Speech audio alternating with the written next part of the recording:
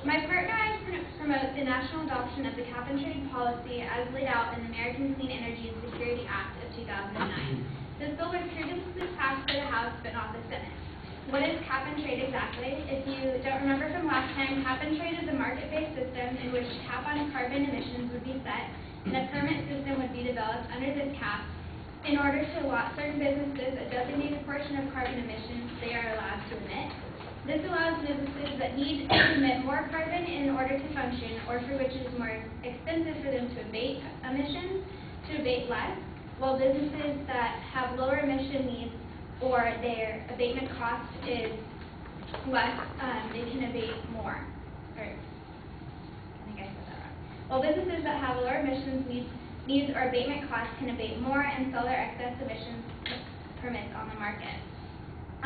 Congress should pass the cap and trade policy as outlined in the American Clean Energy and Security Act. The United States needs to adopt a cap and trade system in order to combat the dangerous effects of climate change resulting from carbon emissions. The United States is responsible for producing 1/5 of global carbon dioxide pollution in the world. And this information comes from the Center for American Progress.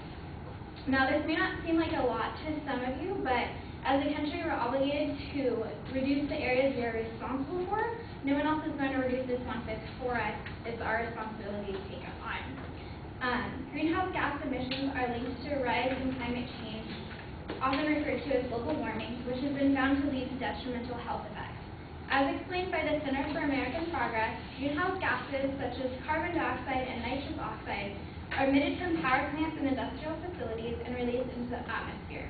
As the gases linger in the atmosphere, they trap heat radiating back from Earth, and the surface temperature of our planet rises. Climate change results in irreversible damage to our economy and our environment, such as rising sea levels, increased rainfall, floods, droughts, wildfires, and severe storms. According to A. Haynes, who is the author of Climate Change and Human Health, extremes of temperature and rainfall, such as these heat waves, floods, and droughts, resulting from climate change, have immediate effects on the mortality as well as longer-term effects on health. Carbon emissions have specifically been linked to many health problems as a result of increasing air pollution. These health problems include increased risk of cardiovascular and respiratory mortality, and increased risk of emergency hospital admissions, especially for heart failure. So how can a cap on carbon emissions stop all of this? Well, according to Christopher D. Barr, author of Cap and Trade legislation for greenhouse gas emissions, if we can decrease emissions of harmful air pollutants, we can also reduce this rate of mortality attributable to cardiovascular and respiratory illnesses. Such improvements in public health have been linked to economic benefits resulting from recovered workforce productivity because not as many people are falling ill. Our nation's fossil fuel power plants and oil refineries are responsible for 40% of U.S. greenhouse gas emissions per year. This is according to the Center for American Progress. And our cap and trade system would regulate these industries so that carbon emissions decrease, successfully combating the negative health effects that I previously mentioned. A cap and trade policy must be implemented to address the climate change nationally in order to effectively reduce carbon emissions, because without intervention, carbon emissions will continue to rise.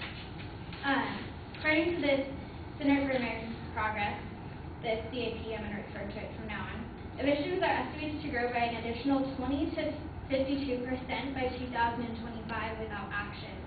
According to the CAP, inaction would allow global warming to devastate American agriculture. The just released scientific assessment, Global Climate Change Impacts in the U.S., found that warming will affect human health, water supply, agriculture, coastal areas, and many other aspects of society and the natural environment. It is also determined that even moderate increases in temperature will decrease yields of corn, wheat, bean, rice, cotton, and potato crops. We can't afford to lose these beneficial agricultural crops. The cap and trade policy we're proposing is set to lower carbon emissions to 80% in 50 years by substantially decreasing the cap on emissions over a set period of time. For example, greenhouse gas emissions are to be 17% lower by the year 2000, lower than 2005 levels by the year 2020 under the American Clean Energy and Security Household consumption is also to be reduced by 2 to 11% in 2015, 17 to 19% in 2020, and 37 to 39% in 2030, relative to a no-policy pace. And this is according to the Environmental Protection Agency. And why is it better to nationalize this policy instead of having the states decide for themselves? By nationalizing the policy, it can be concluded that we are able to reduce even more emissions because all states are required to reduce and not just those to choose so on their own. Cap and trade will effectively reduce carbon emissions and reduce our country's contribution to global warming. The bill we are proposing will reduce pollution by setting a cap on carbon emissions and requiring all industries that emit over 25,000 tons to have an allowance for each ton of pollution. Companies can buy or sell these allowances to meet their needs. The cap and trade policy will result in new, innovative, greener technology. According to Daniel C. Matisoff, author of Making Cap and Trade Work, cap and trade systems are expected to induce technological change because they allow emitters to generate income if they can decrease emissions for lower costs than the permit price. What better incentive to give companies of today to become greener with their technology than the incentive of making more income? Also, the American Clean Energy and Security Act we are promoting would require utility companies to generate 15% of their electricity from wind, solar, geothermal, biomass, and other renewable sources by 2020. So it's actually in the bill that they have to reduce emissions by also adopting renewable sources of energy. It's also been previously shown to work that the cap and trade policy is effective. Under President Bush Sr., he successfully reduced acid rain with a cap and trade on sulfur dioxide. This can also be applied to carbon dioxide.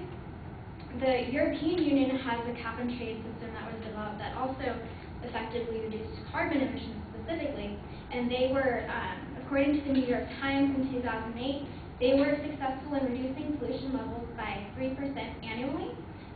If we were as successful to reach our goal of 80% reduction, we were as successful as them to reach our goal of 80% reduction, we would do so in 27 years, and that's 23 years ahead of our deadline. So for all these reasons, we are promoting a national adoption of the cap and trade policy on carbon emissions.